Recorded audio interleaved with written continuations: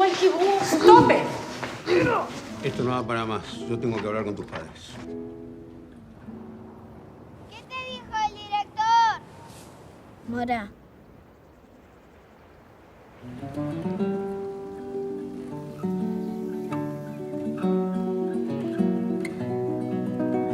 ¡Mamma!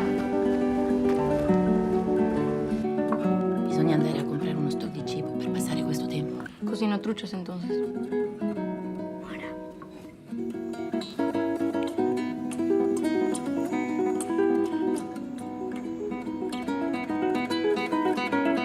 Podemos afirmar que somos soldados del Señor.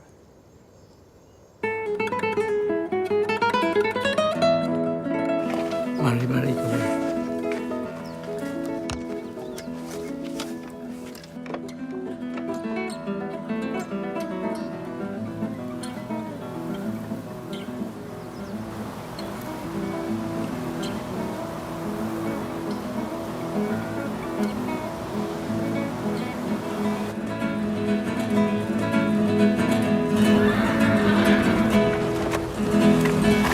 Nazareno Pichimán avisa que su yegua se ha extraviado.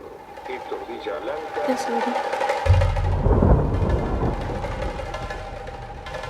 No es un animal, es un amigo.